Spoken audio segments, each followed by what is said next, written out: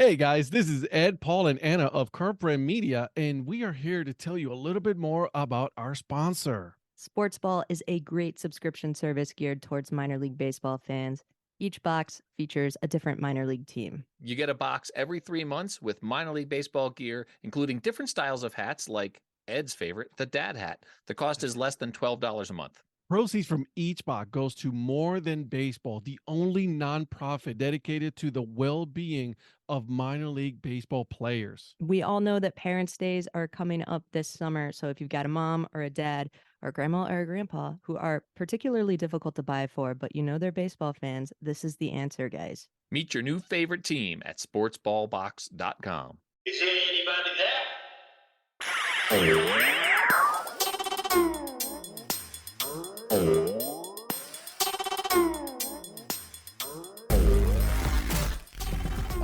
I actually was paralyzed from my C2 vertebrae down for about a week and a half.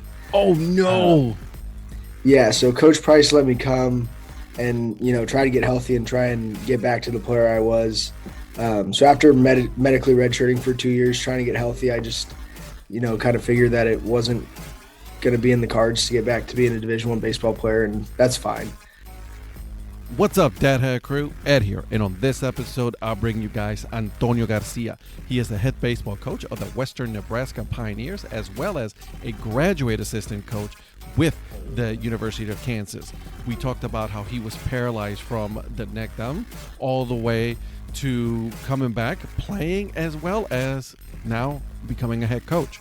A lot of very inspirational stories from him, so sit back, enjoy, and without further ado, I'll give you the episode. All right. Well, I want to welcome you guys to yet another episode of the Dad Hat Chronicles. Obviously, you guys already know who I am. My name is Ed, and with me today, I have Antonio Garcia. He is currently a graduate assistant coach at the University of Kansas. Is that correct, my man? Yes. Awesome. And then soon this summer, you are going to be the manager of the Western Nebraska Pioneers. So that's pretty cool stuff, man. Yeah, I'm really excited. I was there last summer as the field manager as well, so I'm really excited to get back to gearing once we wrap up this spring season. That's awesome, dude. I love it. But hey, let me not get ahead. Let's go ahead and go back to hey man, how did you become a fan of the sport of baseball? Tell me about that. Yeah, I mean, I've grown up around the game. My dad played college baseball, and like you, him being from Puerto Rico, they love their baseball. So I kind of grew up with a bat and a ball in my hand from the time I was 4 years old. My dad and my uncles and everyone just kind of got me into it. So I started playing from a really young age and just kind of fell in love with the game from then, and have never looked back. That's awesome, man. I love that. Yeah, it's true. You're in Puerto Rico. It's just one of those things, man. It's the national sport, right? It's a little bit on a decline in the last couple of years there, but I have a feeling that we are going to come back strong. That's what I believe. Absolutely. Okay. So, you're born in California, right? Yeah, I born and raised in San Jose, California. Still there to this day. Okay. So, oh, wow. So hold on a second. You're born in San Jose. You live in San Jose, but then, during the baseball season, you transfer to Kansas. Yeah. So I'm not home a ton anymore. Me and my girlfriend live here right outside of Kansas City. Yeah. But when I do get to go home for holidays and stuff, San Jose's still home. That's cool. I love that. Right. You got to go back home, man. You got to spend time with the family. Exactly. All right. So, did you play ball, like, little league and all that growing up? What happened with that? Started probably when I was 4 years old. Played the whole little league scene, travel ball scene, high school scene, and then committed to play at KU. Came to KU for a couple years.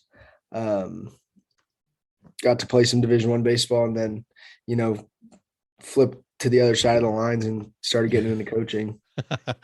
So what position did you play at KU? Second base. Second base. Okay. And then, what happened? You just decided that coaching was a better path for you? Not quite. It's kind of a long story. after I committed my senior year of high school. Mhm. It was as March, so it was before I got to campus, but I actually was paralyzed from my C2 vertebrae down for about a week and a half. Oh Uh, no. yeah, so Coach Price let me come and try to get healthy and try and get back to the player I was. So after medically redshirting for 2 years, trying to get healthy, I just kind of figured that it wasn't going to be in the cards to get back to being a Division I baseball player, and that's fine. So I started as an undergraduate assistant coach while I finished my degree from KU, and now I'm the graduate assistant trying to get my master's and move forward in the game. That's crazy, man. Like it was like an accident, what happened? Just Um, the doctors at Stanford have told me that it was some kind of infection in my spinal cord. Just was super random one day. just a freak Uh, accident, something that just happened and boom off that happened, huh? yeah, they still can't really tell me exactly what happened. So Hey man, you're still around, you're coaching, you're around the game that you love, right? yeah, exactly. I still throw the best batting practice in the country. There it is. I love it. Heck yeah, you do. All right. So you got your undergraduate. What you get your undergraduate in? Communication studies, and I minored in business. And my master's degree in the fall, I'll graduate with sports management. Nice. Love it. I'm a communications major myself. I definitely could not play a ball. I literally like half a year in freshman, I was tall. So I played catcher, my knees gave out, and then that was it for me. So Now you're one of the biggest fans about the yeah, game. I love Awesome. the game, and that's what it is. And at least this, when I knew that I was not going to play baseball, right? I knew that, so I needed to find an outlet. You know, I'm 40 years old now, and I finally found an outlet. Is doing this podcast and my shows on Wednesdays with my friend Paul.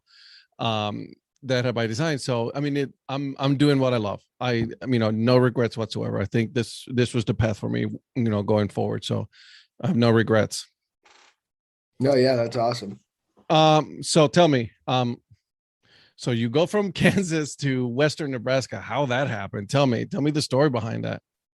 Yeah, so actually, when I was a player at KU, our coach called me into the office one day and was like, "You're going to play summer ball in Western Nebraska," and I was like, "Really? Like, do I have to?" So yeah, that's kind of how it started. So I went out there and played in the inaugural season, and just really liked the town. Towards the end of that summer, that's kind of when I was deciding that I probably was going to continue playing on. So Yeah. I left kind of middle towards the end of the summer, but I loved gearing. Had an awesome host family experience. So not 2019, but 2020 during the COVID year.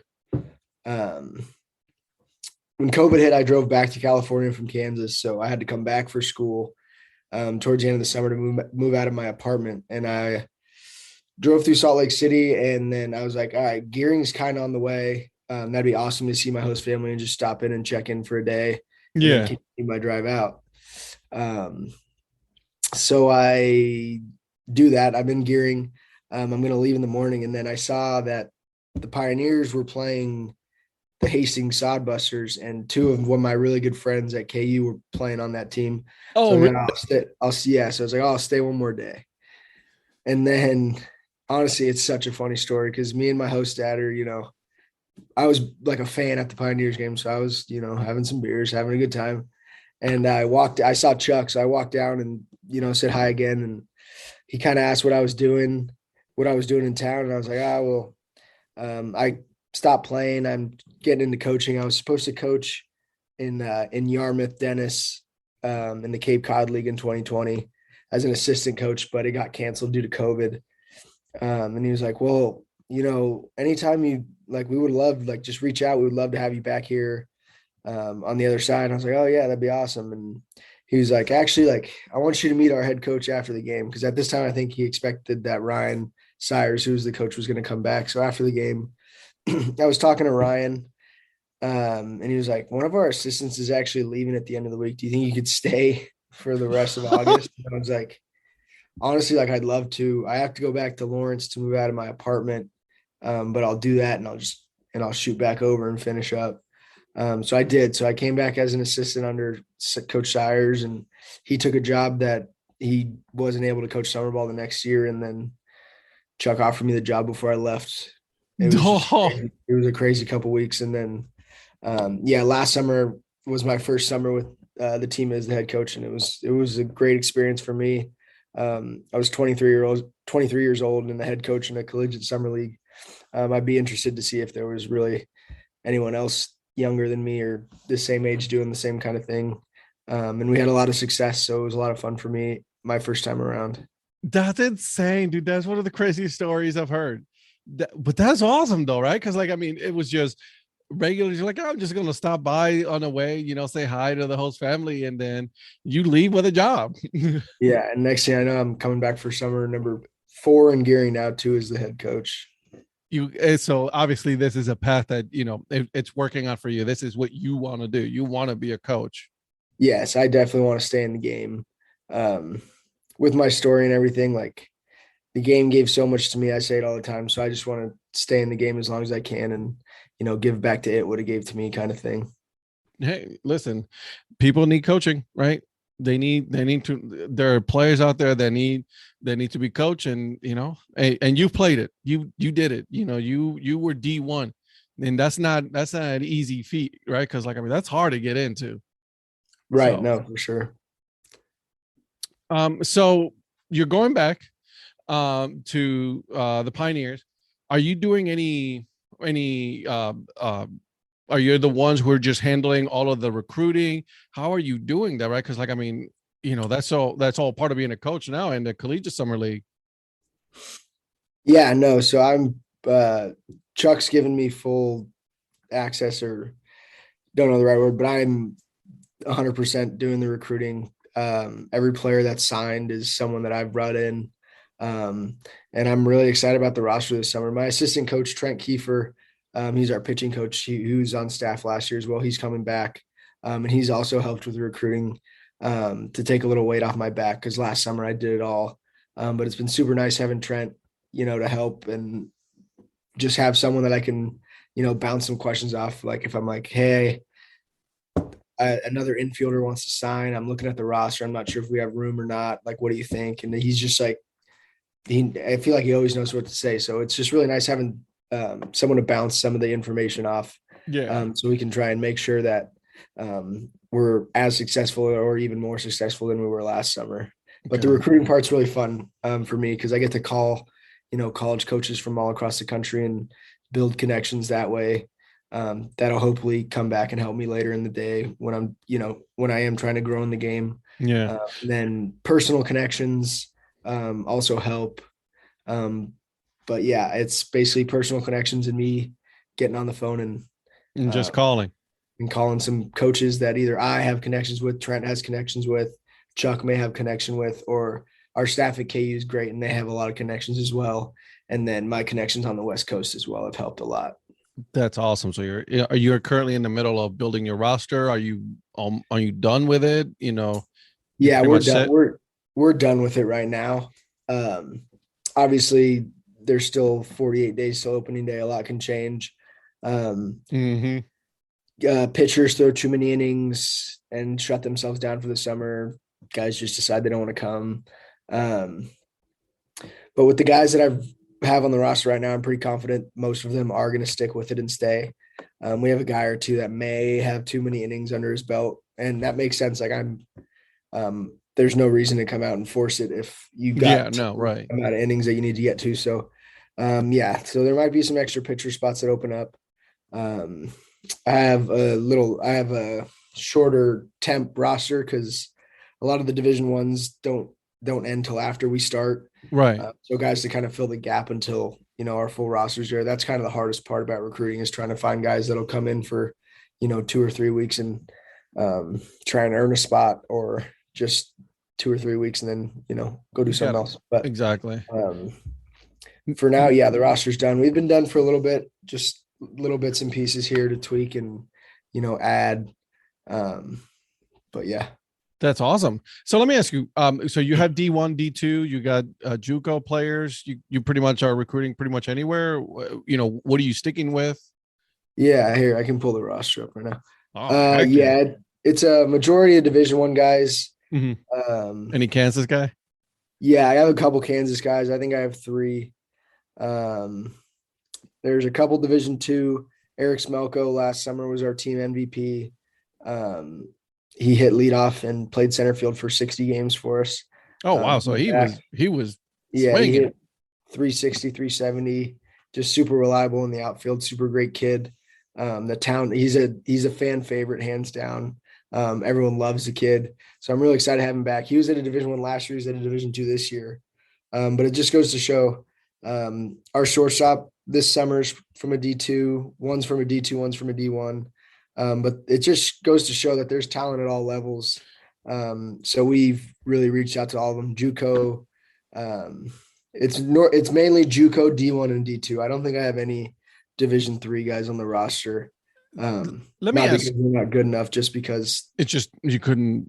Just the way the connections that I have lined right. up just wasn't what didn't work out. Right. And I've had a couple of players on, and we've had this discussion as like every single one of these players that I've talked to have a different path to playing summer ball, playing, in the collegiate wood bat league, because one of them was JUCO, one of them was from Puerto Rico, who went back, he was, D1 and then ended up being, D3. And it's just, just because you're going to a smaller school does not mean that you're not going to get the opportunity to showcase your talent. You just gotta, if your name is called, you gotta go for it, right? For sure, yeah. Obviously, I have not had a ton of experience at the other levels, but the summer ball experience that I've gotten has really proven to me that there's a ton of talent at all the levels. So kids need to go where it best fits, and it's not the D1 or bust mentality. And yeah, it's just go where you wanted, go where it fits. If they have your major, if they're giving you money, it's just kind of whatever works out the best for you. Makes the most sense to do. I think that's the route that guys should take, because there is talent at all levels. I love to hear that. Absolutely love to hear that, because that is so true. So true. So let's talk about your philosophy as a head coach, right? How do you handle that, right? Like, because like, I mean, there's a lot of ball coaches that are like, they're like, no, listen, I'm a long ball coach, I'm all about it. There's some that are, small ball, right? They want to bunting and all of this other stuff. Where do you fit in your coaching mentality, I guess? Yeah, so it's a little different in summer ball, because as I've learned from our staff here at KU, like in the summer, technically they're my guys, but these aren't my guys. Yeah, everybody comes with an instruction. Right. So like, and summer ball is all about developing guys and, making them better so they can go back to their school in the fall and perform to the best of their ability. Right. So as much as like I want to do a bunch of stuff and, help people as much as I can, my hands are kind of tied in that, like, I don't really go out and help our guys until they ask me to, unless it's something like blaring that like, okay, this needs to change. My business, because I'm a hitting and infield guy. So last summer was tough for me because I think we had one of the worst fielding percentages in the league. But so we're just going to work on that. One of my biggest things hitting wise, especially in summer ball, is to get your swings off. That's what you're there for. Stay at a 2-strike counts as much as you can. Hammer the fastball, have some fun with it. But like I said, you're there to get as many at bats as you can. So go up there to have fun and look for something to hit. But for the majority, there's not too much philosophy that goes into it. I just try and, use my baseball IQ and to the best of my ability and help our guys in game as much as I can so that we can win. Because I love winning and I hate losing. They are there to develop and, hone in on their skills. If we need to bunt in the 7th inning, we're going to bunt in the 7th inning. You might not like it, but, I am a West Coast guy, so I do enjoy small ball a little bit. I'm with you. I'm all the way on the East Coast. You might want to swing, try and hit a home run, but that's not what we need right now. We're going to bunt. So yeah, I'm all the way on the East Coast, and I cannot. Listen, I'm a fan of small ball. That's what I love to see. I love to, when people are bunting play, runnings over and all this other stuff. And I think that, there should be a good mix of everything. Listen, home run balls, yeah, that's the sexy stuff, right? Like, that's fun. I'm not denying it. I think that's a lot of fun, but I think this also needs to be, in my opinion, right? 'Cause listen, I'm just a couch coach, right? Like I'm just, behind a TV, microphone telling people like, oh, you should be doing this. No, like I get it, but I think there should be an equal balance of bunting and small ball mentality compared to, long ball, in my opinion. No, yeah, for sure. Obviously, like you said, everyone likes to see the home runs. Um, but I'm really big fan of situational baseball and situational hitting and doing stuff in situations that, give your team the best chance to win, in my opinion. So obviously that's a judgment call I make during the games, as the head coach. And if I need to bounce something off Trent, I can, which is awesome. But for the most part, I take care of the offense. He takes care of the pitching, and we stay out of each other's way. That's a good thing. I like to hear this. Like, hey, listen, you just handle the pitching stuff. I'll handle the rest. Yeah. We have such a great relationship. We actually met each other our first day before the summer last year in Gearing. I talked to him 3 or 4 times, just kind of a connection I had got me to connect with him. And Yeah, now he's one of my really good friends, and we talk every day, and we're really that's excited awesome. to come back for another summer. Where is he coaching at right now? He's on staff at North Dakota State. Oh, okay. All right. I like that. I'm a fan of North Dakota State's logos. They're awesome. But The anyway, bison's cool. yeah, gotta love it, right? It's just cool, especially on the football helmet. Right. So tell me, last year you're coaching. Tell me what a situation in which it was just not easy, but like, something that was during the game that it was just one of those situations that was hard to handle, right? Because like, you're just there and it was, you wanted someone to bunt, but it didn't bunt, or, something along those lines, a difficult situation with a player. Yeah, most of the stuff that happened that was tough to deal with is just like stuff that's kind of out of our control. Mm-hmm. We played a game against Soares Valley where we were better than them in every facet of the game that specific day. Other than our infield defense, I think we made 8 errors in one game and ended up losing by a run in the 12th inning. Oh, that hurts. I'm still, it's pissing me off again right now. I remember how mad I was after that, during and after that game. But our pitching did everything, our hitters did everything that we needed to do to win that game. And we probably made 6 errors too many to win a game. We lose a 1-run game. Yikes. We gave up 11 runs, and I think it was 2 or 3 of them were earned. So it's just kind of sitting there with my hands tied, like, oh no, it's just one of those situations. Just one of those things where you kind of feel helpless and you're just sitting there. And you're just watching it. It's just happening. There's nothing you can do. Yeah, but I know. Yeah, it's just physical mistakes happen. It's the mental mistakes that really bother me. Mm-hmm. But like I said, we did a lot of early work stuff, and as an infield guy, the next day we're taking extra ground balls that day, and so like, everybody get on it. We're doing ground balls right now. I try to do all I can to help them.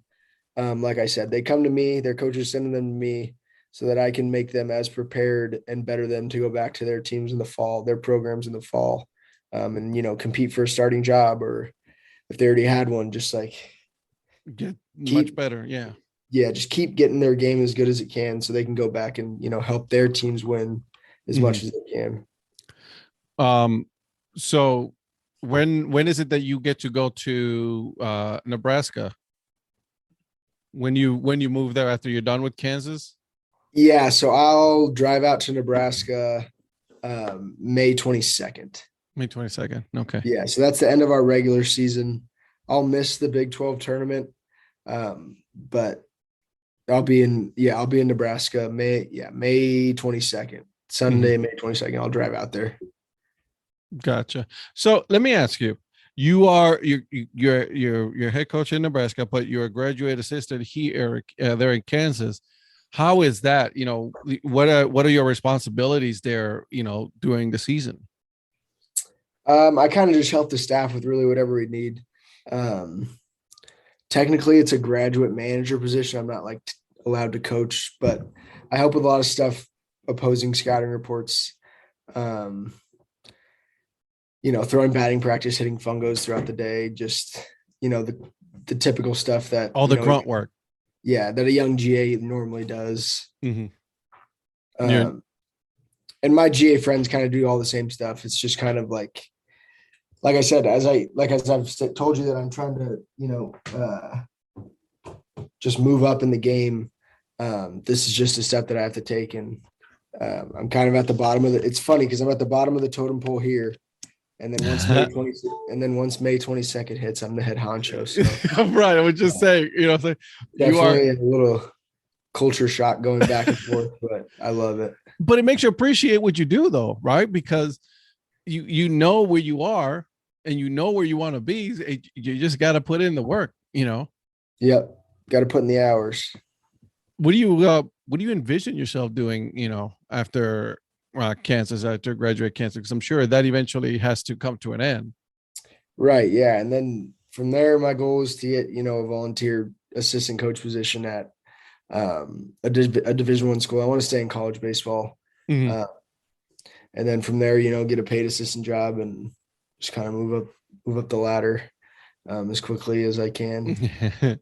That's hard. And I'll give you all the kudos, my man. You're about to go into, an unpaid volunteer coaching position that you may or may not work out, or, that is going to be one of those situations where it's just going to be difficult, right? Because you're going to have to get another job in the meantime and things like that. The support system must be crazy good, for, you say you have a girlfriend. I'm sure she's like, you know what? Go for it, honey. I love you. Let's do it. Yeah, I do have a great support system between my family and my girlfriend. So, she's a teacher and everyone needs teachers. So we'll find a spot and it'll be just fine. Love it. Absolutely love it. I think that's great. So your major is in sports management. Have you already started putting feelers out there for your volunteer work, or you still got, you still got another year? I won't graduate till the end of the fall. So. So you got time. Yeah. So I do got some time to figure it out. And you're going to miss out the Big 12, man. I love being in the Big 12. I love that this is where I got to start my coaching career. Just watching some really impressive baseball my last 6 years here. One of the best, obviously one of the best conferences in the country year in, year out.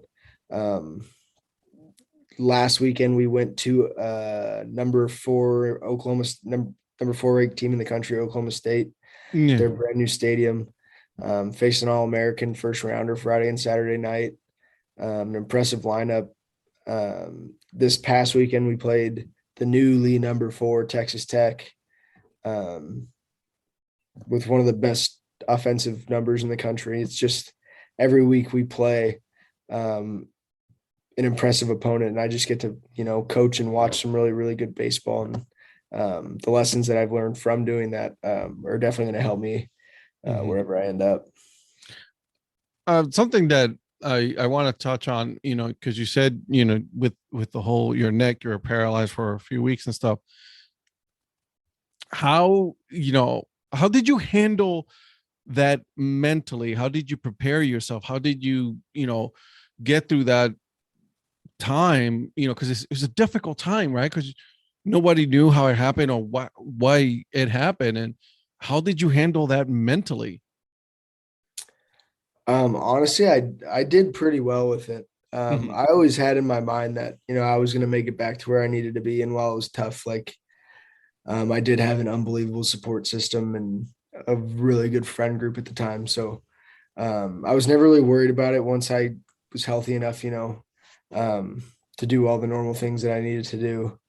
But it was tough, obviously, being really good athlete to, having to learn how to walk and brush my teeth and stuff like that again. So Yes. it was crazy. And I'm glad that I had the support that I had, or else I, could have You don't know where you have been. yeah, those dark thoughts, could have got to me and just led me down a different path. But I'm glad it led me to KU and, everything that's come with that. And then you did all your therapy and all that at KU. Yeah, so I was in the Stanford PICU for 32 days and the spinal rehab center for another week or two, and then a bunch of outpatient, and then I just came to KU and kind of worked with our staff here and tried to do the best I could to get back. That's awesome. Love it. I got back to playing. Like, I was back playing. I played in the fall. I obviously played in Western, just not to the level that I felt that, I needed to be. Right. Absolutely. Help Kansas win in the Big 12. Listen, you got mad respect from me from going from that to, still being able to play, because at a D1 school of all places, right? Yeah, you went to, Western Nebraska and you played there, right? But you're still playing against D1, D2 players, and during that summer. So you still had to show up and play. Right. Yeah, for sure. Love it. Okay. So any other plans, are you going to take a little bit of time off before you go? You're just going straight, as soon as the season ends, down to Western Nebraska and off work you go. Yeah. So we play at the University of Texas, May 19th, 20th, and 21st. And then I'll fly back from Austin the night of the 21st and then leave for Western Nebraska the morning of the 22nd. Oh my God. And then I'll have an off day on the 23rd, and then we start on the 24th. Sheesh. And yeah, you the say spring through the summer is tough. I have a little more free time in the fall and the winter though. So and in the fall and winter, you're going to be going, you staying in school? Yeah, in the fall I'll be here because we practice and do everything throughout the fall. And then normally from about Thanksgiving to January 5th or so, I go back home to California and spend time with my family. And I love to snowboard, and my grandparents live in Lake Tahoe. So nice. I spend a lot of time up there. And that's just a couple things I do in my free time. Okay. I got to learn how to ski or snowboard. I've never done it in my life. It is tough, but it is a ton of fun. Yeah. I moved here when I was 12, straight to Ohio, and never really did it. So Go figure, right? Okay. So are you ready, my friend? I think so. Okay. Are you ready for my questions? My famous, not so famous questions. I hope so. I'll give you an easy one. You go to the ballpark as a fan. Okay. You're about to go sit down. But what is your drink and snack of choice? First off, pretzel with cheese every time. Not a question. I actually have a pretzel with cheese before every home game in Western Nebraska. Do you? By far favorite as a fan. Yeah. Before I was 21, it was a Dr. Pepper. Now it's probably a Coors Light. There you go. Dr. Pepper is delicious. I get a lot of Pepsi or Coke, but Coors Light, it's the way it is. I like to try local beer at some of those places. Yeah, no, we actually have some in Western Nebraska that I've tried and that are pretty good. Yeah, I like it. All right, last song you downloaded. I feel like I download a lot of songs. I gotta check. I always download songs.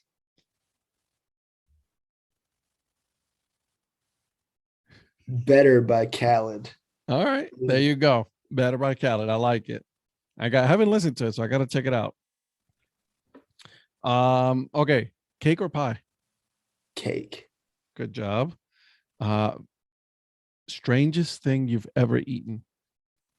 I'm probably the pickiest eater you've ever had on this podcast. I don't eat a lot of food, so I don't even I promise you, there's nothing strange that I've ever eaten. You just keep it as basic as you can. I'm as basic as it comes. Yeah. So you're Puerto Rican. Have you ever had like morcilla and things like that?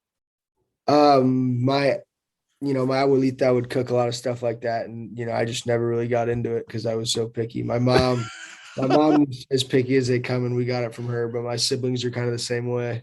That's funny. I will tear me up some of those blood sausages. I'm telling you.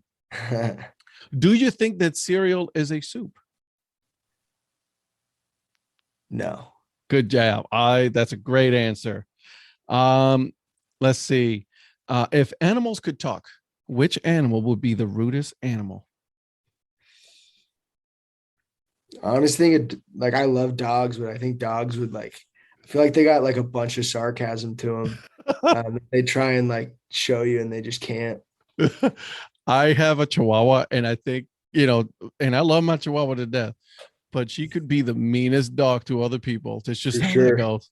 Yeah, I got a Jack Russell mix, Allie, and she's crazy too, and she hates other people. So I think for sure, if I knew what she was trying to tell the mailman every day, Right, exactly. probably pretty rude. There you go. Early bird or night owl? Night owl. Yeah. See, I'm the total opposite.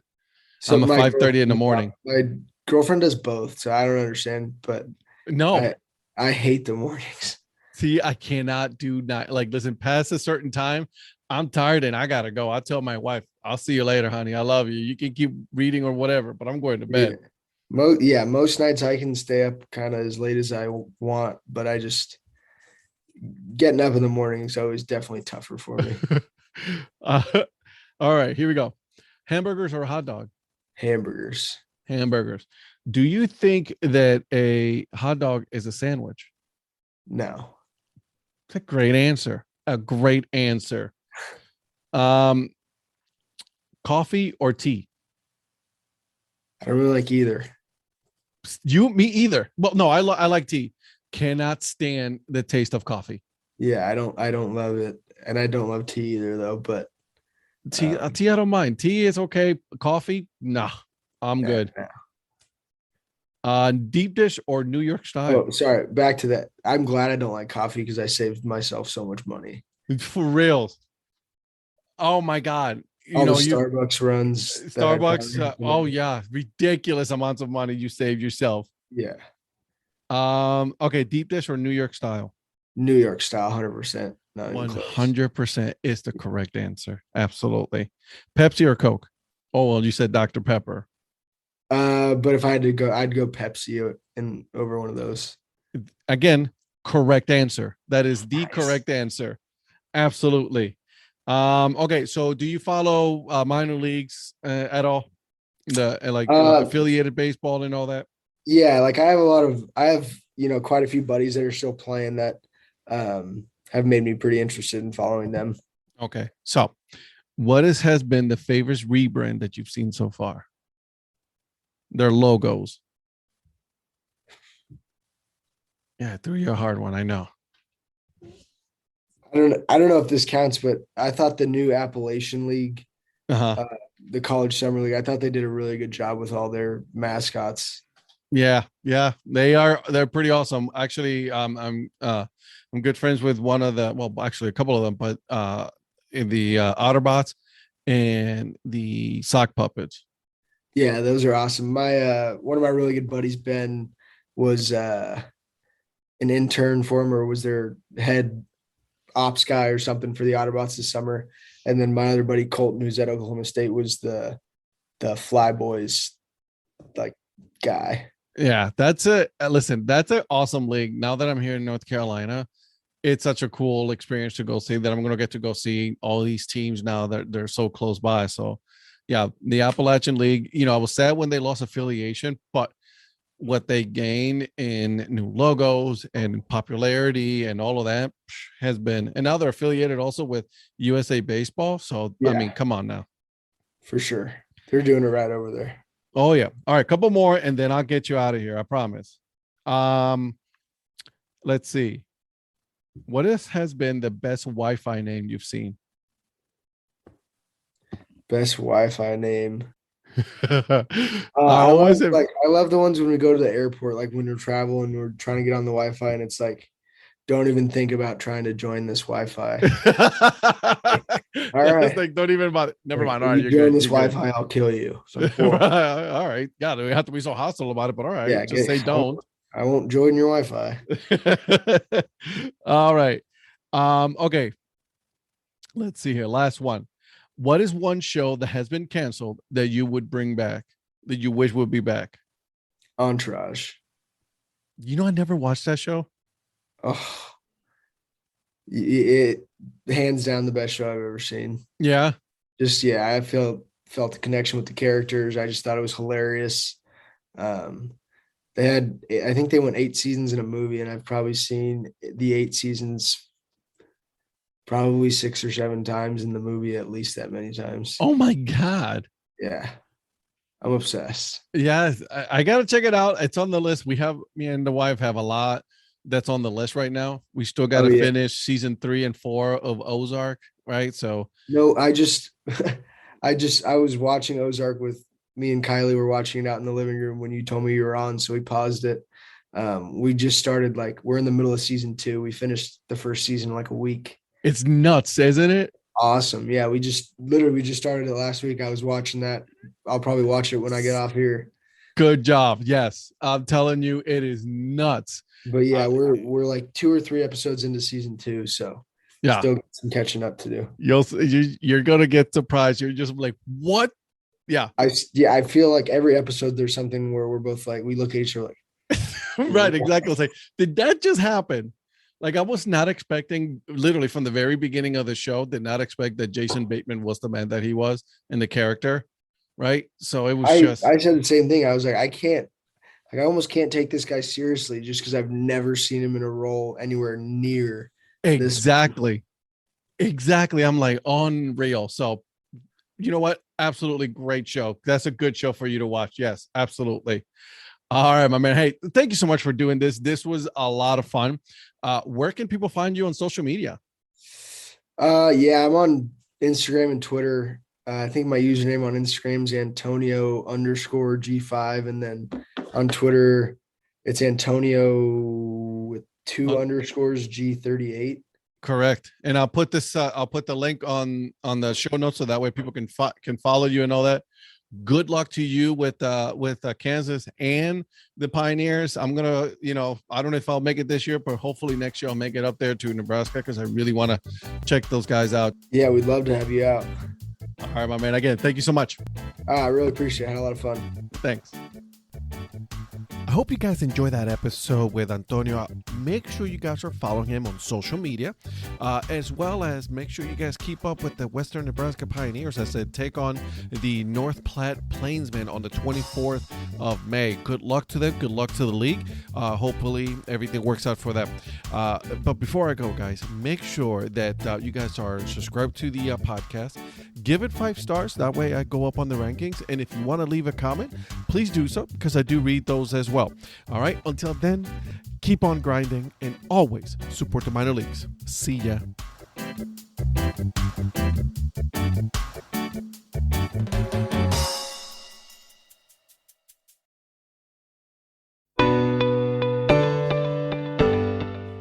This podcast is part of the Curved Brim Media Network. Here are some of the other members of Curved Brim Media. Hi, this is Ed Rivera of the Dad Hat Chronicles. Join me as I interview people just like you and players, coaches, GMs on the path that led you to become a fan of the sport. I'm Paul Caputo, and on the Baseball by Design podcast, I talk to minor league baseball teams, designers, and other super interesting people about what these minor league baseball logos mean. And I talk a little bit about ice cream helmets. What's up, Bucketheads? I'm Anna DiTomaso, and each week on the Baseball Bucket List podcast, I speak with a different fan about their favorite baseball memories, what the game means to them, and what's left to check off on their baseball bucket list. Hey guys, this is Patrick Larson from the Minor League Baseball Hat History Series, and in every episode I go through the history of minor league teams through my personal collection of hats. You can find me on Twitter at PatLarson1. I hope you guys enjoy.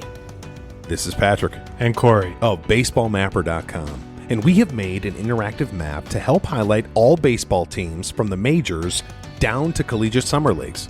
We want to bring you closer to baseball, so get on the site and find a team near you today. Learn more about Curve Brim Media at curvebrimmedia.com.